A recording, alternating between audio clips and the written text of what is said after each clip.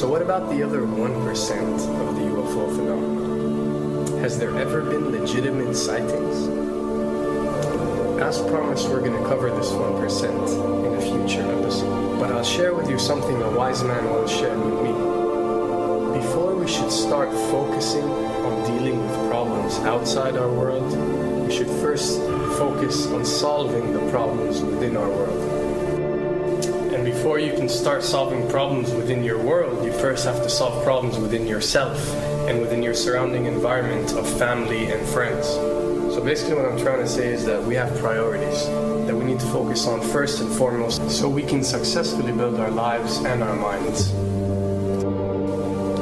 Now, it's no secret that the difference between what the government knows about UFOs and aliens and what is shared or released to the public is extremely enormous. And unfortunately, governments and several organizations on Earth are taking advantage of the UFO phenomenon to achieve worldly agendas. So why do we see particle beams, huge ones, firing at things that are, you were saying 200,000 Gs? Yep. I mean, go over that. Well, because I think it's part of a test for if there are bad guys out there. Or maybe they're doing preparations for factions. We may be looking at more than one faction. Remember, these groups tend to fragment. They fractally fragment so that you have wars within wars within wars. You know. But why would NASA release that footage? Well, remember, you've got all the good guys in NASA, and then you've got a few who are not good guys. The good guys don't know that there's something to keep secret. Remember, the lie's different at every level. They believe the lies they've been told. So when you set up a structure, an institution, which is supposed to be open and above board and is supposed to present live TV of the shuttle missions, they present live TV. Now, the controllers can't say, oh, well, you can broadcast this, but you can't broadcast that. Because the honest guys will then say, sure. Well, why can't we broadcast that? So people always say if this was happening, it would come out, and it is coming out. Well, I mean, I agree with you. When you've got the Catholic Church saying we need to love the aliens, they're our brothers, when you've got every major denomination saying it, when you've got all the movies, and you've got, in the 80s, huge programs at the Olympics with aliens landing, fake aliens, and you've got huge things the size of 3 football fields floating over Dallas and stuff all over the place. Something's going on. And then I read government documents about fake extraterrestrial landings. Any of this. Why? I mean, you believe it's fake. Remember Operation Northwoods? Yes. Okay. Or we can go to the, September 11th. Governments do huge, big things to sway populations at key nodal points in history. They love hoaxes.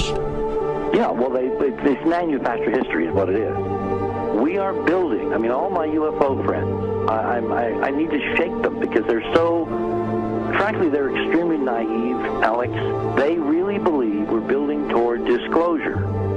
I believe we're building toward a mass, carefully manufactured fake event where ETs, who are really humans, who are really part of this secret clique, who are probably Nazis, who have developed or perfected their technology from World War II, which is why you've got to get, Joseph on. They are going to basically fake out the world. And there's an incredible window on the Nazi black ops programs, the compartmentalized, incredible high technology efforts that were being funded by the Nazi war machine, particularly toward the end of the war, in a desperate effort to win the war, and they fastened their hopes on several key technologies, some of which appear to be the control of gravity itself, which again is a separate piece of data from my work, which came at this from a hyperdimensional physics perspective. I mean, we know there's a lot of suppressed technology. I mean, 20 years after the B-2 bomber was already in service, they declassify it. So we have a lot of cases of that. We know there's a whole shadow government. This is technology in physics, Alex, that would make anything you think you know like a candle flame compared to a hydrogen bomb. This is a physics that literally allows you to rearrange time.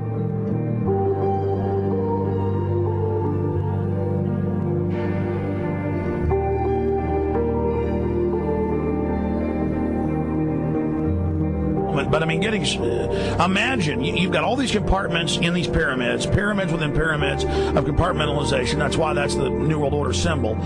And we don't know what they've got because they are so secret. We know they lie so much. We just know it's advanced. Mainline scientists say they're 30 years advanced. So Richard C. Hoagland, what I'm saying to you is, I'm entertaining what you're saying. I respect you. I think you're a great guy. My only issue is, like you said, dealing with what we know they could be up to. The fact, Alex, we have done experiments. We have our own data. We have experiments now from the Soviet Union. 30, 40 years when the Iron Curtain came down, when Glasnost finally prevailed, a huge amount of stuff was declassified from the KGB as well.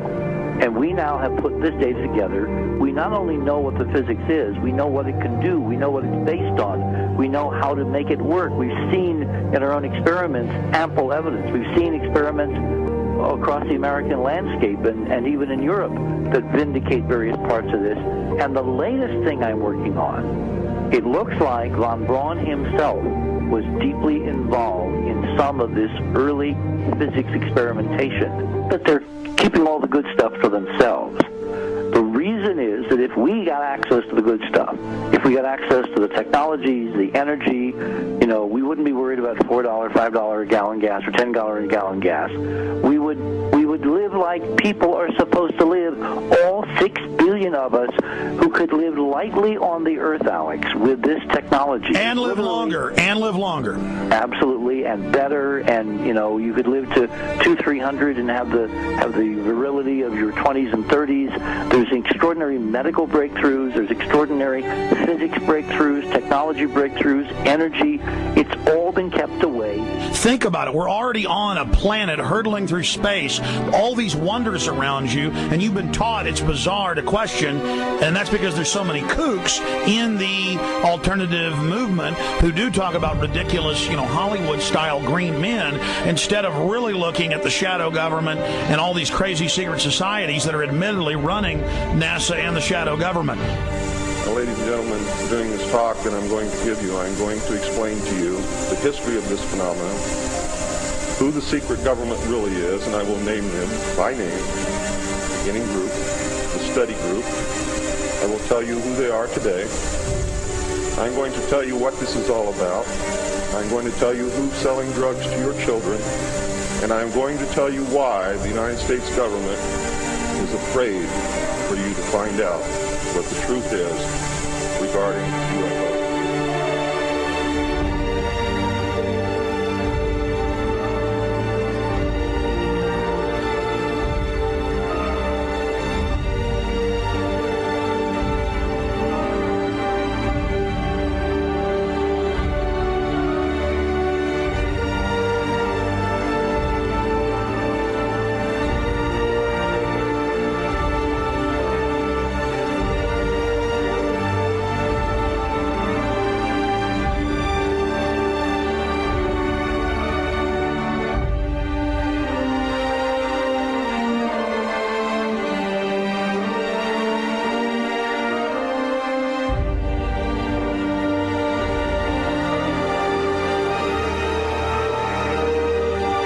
And it turns out that even though she remembered that she'd been part of the team to debrief the astronauts, she couldn't remember a thing that they said. She couldn't remember why she no longer was working with NASA. She couldn't remember. In other words, her memory lapses were enormous, and I don't think they were feigned, because we now found the same pattern in all the flight crews. Because the awful truth, Alex, is they have been brainwashed. They have been mind controlled. They have had a technology, a very sophisticated technology, which took away the real missions that they experienced.